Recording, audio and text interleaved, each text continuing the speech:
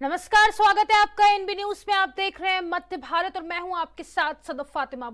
आगे बढ़ेंगे। मुख्यमंत्री डॉक्टर मोहन यादव आज से 30 नवंबर तक यूके और जर्मनी के दौरे पर रहेंगे। वे मुंबई से यूके के लिए रवाना हो गए हैं। यूके जाने से पहले उन्होंने मीडिया से चर्चा की है। इस दौरान उन्होंने कहा कि मध्य प्रदेश में संभाग स्तर पर रीजनल इंडस्ट्री कॉन्क्लेव हुई। हर संभाग को सक्षम बनाने के लिए औद्योगिकीकरण के लगातार प्रयास किए हैं। उज्जैन, जबलपुर, ग्वालियर, सागर और रीवा के साथ शेष संभागों पर भी हम निवेश के अलग अलग प्रकार के घरानों को आमंत्रित कर रहे हैं। नर्मदापुरम और शहडोल में रीजनल कॉन्क्लेव प्रस्तावित है। प्रदेश को आगे बढ़ाने और बेरोजगार युवाओं को काम देने, खासकर आईटी इंडस्ट्री सहित सभी प्रकार के उद्योग क्षेत्रों में बौद्धिक क्षमता वालों, तकनीकी रूप से दक्ष और सामान्य युवा, महिला, किसान सहित आदि सबको काम मिले, ऐसा प्रयास किया जा रहा है। यशस्वी प्रधानमंत्री श्रीमान नरेंद्र मोदी जी के नेतृत्व में हमारा प्रदेश औद्योगिक रूप से सक्षम होने के लिए लगातार प्रयास कर रहा है। जैसे कि आपको जानकारी है, हमने मध्य प्रदेश के अंदर सभी संभाग केंद्रों पर रीजनल कॉन्क्लेव करते हुए हर संभाग को सक्षम बनाने के लिए, औद्योगिकरण कराने के लिए लगातार प्रयास किए। यही कारण है कि उज्जैन, ग्वालियर, जबलपुर, रीवा, सागर इन स्थानों के साथ संभाग के बाकी केंद्रों पर भी हम लगातार निवेश के अलग अलग प्रकार के घरानों को आमंत्रित कर रहे हैं, जो अपने प्रदेश को आगे बढ़ाने के लिए, हमारे बेरोजगार युवाओं को काम देने के लिए, खासकर आईटी इंडस्ट्री सभी प्रकार के सेक्टर में हम हर बौद्धिक क्षमता वाला भी, तकनीकी रूप से दक्ष भी और सामान्य युवा भी, जो महिला, किसान, युवा सबको काम मिले और मध्य प्रदेश आर्थिक रूप से समृद्धशाली बने, सक्षम बने। हमारी बौद्धिक क्षमता के मित्र यहीं को उनको अपना घर में काम मिले और मध्य प्रदेश को उनकी क्षमता का लाभ मिले। इस नाते से मध्य प्रदेश के साथ साथ हमने देश के भी कई राज्यों से निवेशकों को बुलाने का अभियान चलाया था। आपकी जानकारी के लिए कलकत्ता, मुंबई, कोयम्बटूर, बेंगलोर ऐसे कई स्थानों पर हम जाकर के अपने रोड शो करते हुए कई उद्योगपतियों को आमंत्रण दे चुके हैं। अब आवश्यकता इस बात की है कि हमारी जब ग्लोबली इन्वेस्टर समिट फरवरी में हो रही है, तो हमारा फर्ज बनता है कि हम विदेश के निवेशकों को भी आमंत्रित करें। इसीलिए मैंने दौरा बनाया है। 24 तारीख से लगा करके 1 तारीख तक मैं जर्मनी और इंग्लैंड के दौरे पे जा रहा हूँ। वहाँ के निवेशकों को भी आमंत्रित कर रहे हैं। कहने का तात्पर्य यही है कि हमारे लिए मध्य प्रदेश ही हमारा सब प्रकार से आर्थिक रूप से संपन्न बने, रोजगार परक बने और ये मध्य प्रदेश में जो वर्तमान की क्षमता योग्यता है उसका सदुपयोग कराने के लिए सरकार विशेष अभियान चला रही है। 2025 को हम उद्योग वर्ष के रूप में मनाने जा रहे हैं। तो स्वाभाविक रूप से हमारा दायित्व बनता है कि हम हर जगह जहाँ भी निवेशक मिले वहाँ जाएँ। तो हमारे लिए आवश्यकता पड़ रही कि हम इस सेक्टर को इस तरह से देखें कि जो हमारे सभी सेक्टरों में निवेश करने की संभावना वाले क्षेत्र, तकनीकी रूप से आज के दौर में यूके और इंग्लैंड के बाद बाकी और अलग अलग देशों में भी इसी प्रकार के अभियान के अंतर्गत जाना पड़ेगा। और एज ए मुख्यमंत्री मैं खुद इस बात को इसलिए पसंद कर रहा हूँ कि जब मुख्यमंत्री राज्य का जब सीधे निवेशकों से बात करता है, उनकी कठिनाई समझता है, तो कोई भी निवेशक अपना पैसा लगाना चाहता है, पैसे में वो विश्वास भी हासिल करता है। तो हमारा जब मन साफ है, माननीय मोदी जी का नेतृत्व साफ है, तो स्वाभाविक आगे की संभावना बहुत उज्जवल हो जाती है। आइए हम मध्य प्रदेश को आगे बढ़ाएं। इस अभियान में आप सब शामिल हो। मेरी अपनी ओर से आप सबको शुभकामनाएं। छत्तीसगढ़ के बिलासपुर में आयोजित 47वें रावत नाच महोत्सव में मुख्यमंत्री विष्णुदेव साय और केंद्रीय राज्य मंत्री तोखन साहू युद्धवासियों के साथ रावत नृत्य किया। इस दौरान केंद्रीय राज्य मंत्री तोखन साहू ने दोहा गाया और सीएम साय इस पर जमकर थिरके। वहीं मुख्यमंत्री ने कार्यक्रम को संबोधित करते हुए कहा कि यादव समाज के लोग भगवान कृष्ण के वंशज हैं। राउत नाचा महोत्सव हमारी छत्तीसगढ़ की संस्कृति की पहचान है। हमारे यादव समाज के भाई बहन गौ माता की सेवा में लगे हैं।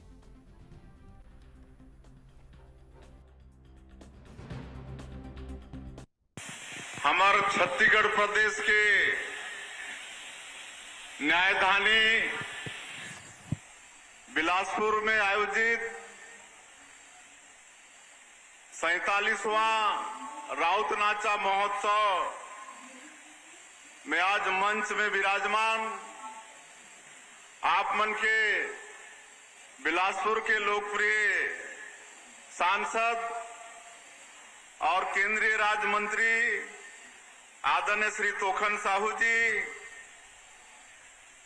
हमारे बिलासपुर के विधायक और पूर्व मंत्री श्री अमर अग्रवाल जी, बिल्हा के विधायक और पूर्व स्पीकर, पूर्व नेता प्रतिपक्ष श्री धर्मलाल कौशिक जी, बेलतरा के विधायक सुशांत शुक्ला जी, बैकुंठपुर के विधायक भैयालाल राजवाड़ी जी, भूपेंद्र सवन्नी जी, पूर्व सांसद लखनलाल साहू जी, चंद्रपुर के विधायक श्री राम कुमार यादव जी, अरुण सिंह चौहान जी, राउत नाचा महोत्सव के संयोजक डॉक्टर कालीचरण यादव जी, श्री रामचंद्र यादव जी, श्री विष्णु यादव जी, श्री विजय यादव जी, श्री कृष्ण कुमार यादव जी, श्री शैलेंद्र यादव जी,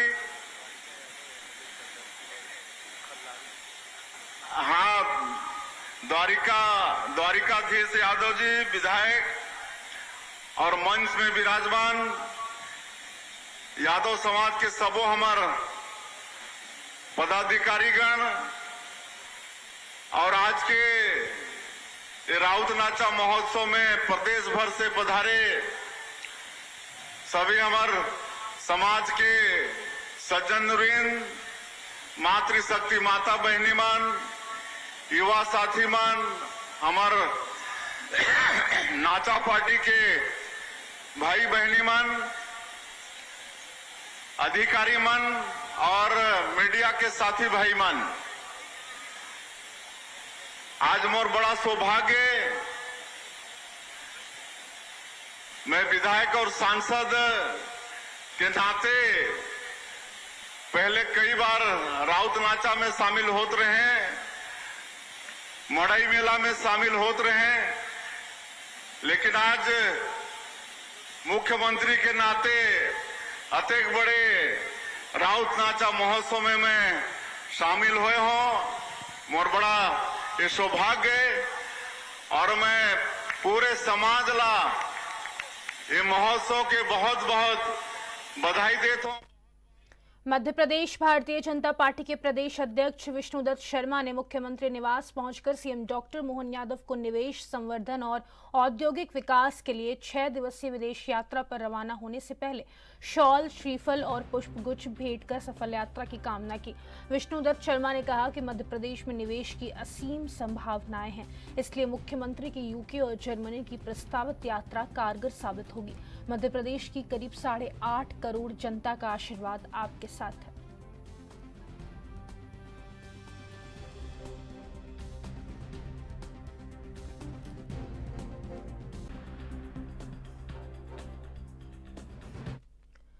बीजेपी के प्रदेश अध्यक्ष और खजुराहो सांसद विष्णुदत्त शर्मा ने आज भोपाल मध्य विधानसभा के बूथ क्रमांक 192 ओल्ड कैंपेन स्कूल के गेट के सामने प्रधानमंत्री मोदी के मन की बात कार्यक्रम को सुना। इस अवसर पर जिलाध्यक्ष सुमित पचौरी और बूथ अध्यक्ष अभिषेक मिश्रा उपस्थित रहे।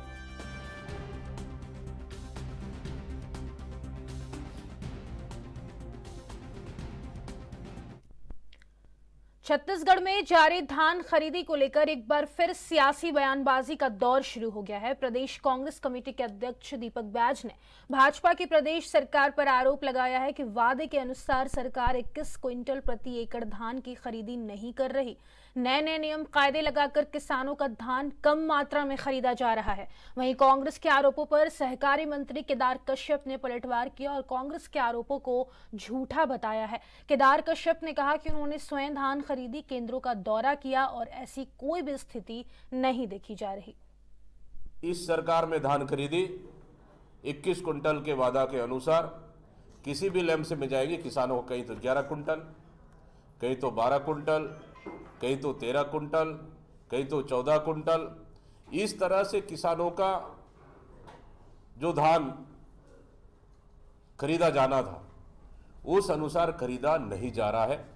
कहीं न कहीं तमाम उलझने, तमाम बाधाएं किसानों के लिए, तमाम नियमें लागू कर किसानों को पूरे धान जो 21 कुंटल धान खरीदने से ये सरकार पूरी तरह से किसानों को रोक रही है और साथ ही किसानों से पूरा धान नहीं खरीद रही है।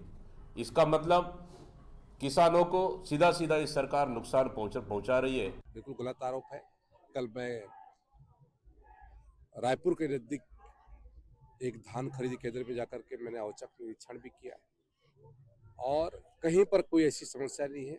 सरकार पूरी तरीके से कटिबद्ध है कि हम अपने किसानों का पूरा 21 क्विंटल धान हम खरीदेंगे।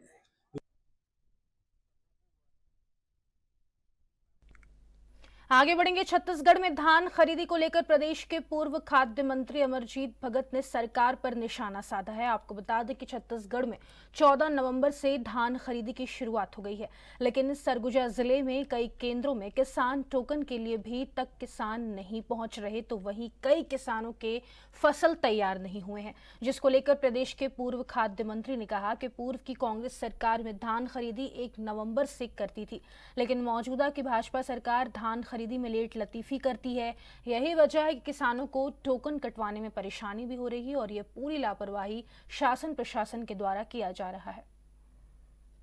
नवंबर से धान खरीदी प्रारंभ हो जाती थी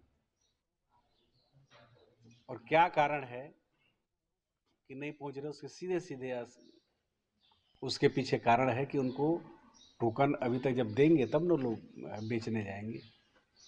तो इसमें जो शासन की लापरवाही, प्रशासन की लापरवाही है, जिससे का भुगतान किसानों को भुगतना पड़ रहा है। दूसरी ओर जो धान खरीदी केंद्र में काम करने वाले समिति के अध्यक्ष, उनके वहाँ के कंप्यूटर ऑपरेटर, उनके सहायक, जिनको रखा गया था, जिनको अनुभव था, उनको कई जगह पर बिना कारण के उनको हटाया जा रहा है। उनके साथ पक्षपात और भेदभाव भी किया जा रहा है। आगे बढ़ेंगे। छत्तीसगढ़ शासन के द्वारा स्कूलों में जब से मिड डे मील देने की योजना शुरू हुई है, तब से लगातार कहीं न कहीं किसी स्कूल में मध्याह्न भोजन में कीड़ा या मेढक मिलने के कई मामले अब तक सामने आ चुके हैं। इसी क्रम में बलरामपुर जिले में स्थित एक स्कूल चलगली में ऐसा ही मामला सामने आया, जहां बच्चों के मिड डे मील में कीड़ा मिला है, जिसके बाद छात्राओं में हड़कंप मच गया। वहीं तब तक आधे से अधिक छात्र भोजन कर चुके थे।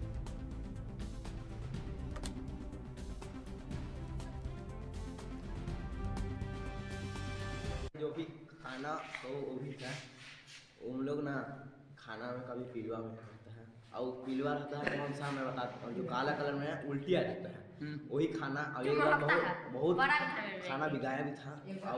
और असल बात आप हम लोग से पूछ रहे हैं, क्लास 9 से पूछिए, यही बात हम लोग को पता है। खाना बहुत ज़्यादा पिलवा मिलता है और काला अभी नहीं, कभी मतलब अभी तो नहीं निकलता है, मतलब और खाइए स्वामवरी आलू से हम लोग कोई सब्जी दूसरा नहीं मिलता है। अभी जैसे कि मुरई सस्ता हो गया है 10 रुपये किलो, तो उसको एक दिन बस हम लोग को दिया है मुरई सब्जी। जब से स्कूल लग रहा जब से स्कूल लग रहा है 9-10 महीना हो गया, एक ही आलू और बड़ी सोयाबीन बड़ी मिल रहा है, और अंडा का अंडा नहीं दे रहे हैं।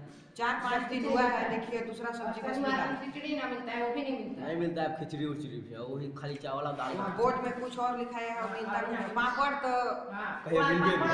अचार भी नहीं मिलता है। पापड़ और अचार कृपया सर के लिए है, उन्हीं लोग खाते हैं। अब प्याज मांगेंगे तो प्याज भी नहीं देते हैं।